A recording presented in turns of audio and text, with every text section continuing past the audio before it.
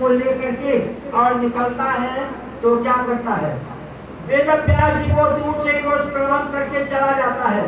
आज जब वो प्रणाम करने चला तो वेदव्यास जी अपने आश्रम में नहीं दिखे। अरे वेदव्यास जी नहीं दिखे, क्या प्रेम वेदव्यास जी के प्रति, भेड़ बकरियों को भूल गया। वेदव्यास जी को लगा खोजने, वेदव्यास जी सरस्वती नदी के किनारे बैठे थे तो जाकर के साष्टांग प्रणाम किया और कहा, प्रभु मैं तो डर गया, आपका दर्शन नहीं हुआ।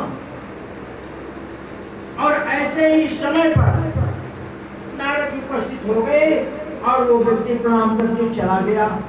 तो नारद जी ने पूछा, प्रणाम किया, बताइए आपका मन दुखी क्यों है? तो वेदव्यास जी वर्णन करते हैं, भैया मेरा मन दुखी इसलिए है कि मैंने 17 शास्त्रों की रचना कर दी, पर समझ में नहीं आता कि मेरा अंतर मन सुखी क्यों नहीं है। अंतर मन तो प्रसन्न होना चाहिए, नहीं है। तो नारद जी ने आपसे कहा, एक बात देखिए, आप ध्यान दीजिए, ये अभी एक आदमी आपको साष्टांग प्रणाम करके गया है।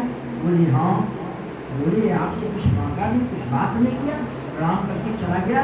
बोले ये रोज ऐसा ही करता है, आज तो नजदीक आ गया, मुझे देखा नहीं, रोज तो रास्ते में ही साष्टांग प्रणाम करके चला जाता है, इसका इतना प्रेम है मुझसे। बस नारद जी को नारद जी ने कहा, अरे आप भी तो भगवान के अवतार हैं आशिक, आपको समझ में आ गया होगा, ये व्यक्ति निस्वार्थ बिना किसी स्वार्थ से आपको प्रेम करता है, आपको रोज प्रणाम करता है और ये अपने कार्य में लग जाता है। आप किसी ऐसे शास्त्र का वर्णन कीजिए कि जिसको हर कोई सुन करके हर किसी के प्रति प्रेम जागे, ज्ञान जागे, भगवान के प्रति भक्ति जागे और उसका भी कल्याण हो, और जिसको वो सुन कराए उसका भी कल्याण हो। आप किसी ऐसे शास्त्र की रचना कीजिए। तो वेदव्यास जी ने पूछा, थोड़ा सा समझाइए। बोले समझा दिया, इसको सुनकर के लक्ष्मी की भी कृपा प्राप्त हो और मोक्ष की भी प्राप्ति हो।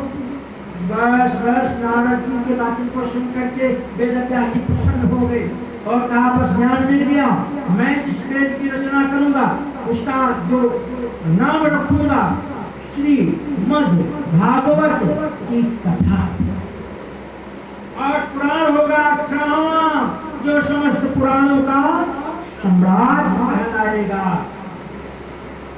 यह बात सुनते ही नारद जी प्रणाम करके कार बिना बजाते हुए श्रीमन्नारायण हरि हरि कहते चले।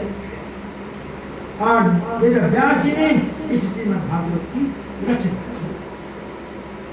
अब विचार करते हैं कि मैंने रचना कर दी, लेकिन ये एक ऐसा विषय है जिसको हर कोई प्रचार प्रसार कर नहीं सकता। जिसके मन में लोभ होगा वो जजमान को छका है। अब इसके घर में कुछ रहने नहीं पाए।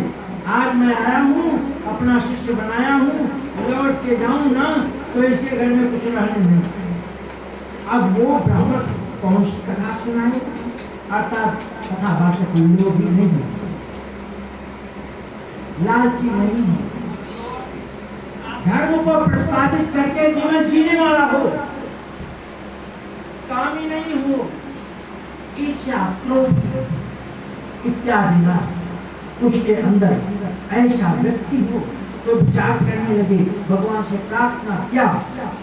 अब इधर तो प्रार्थना कर रहे हैं और उधर एक घटना घटी। मैं भैया राधे राधे, इधर ऐसी प्रार्थना कर रहे हैं कि मुझे ऐसे संतान की प्राप्ति हो कि जो जगत का कल्याण करे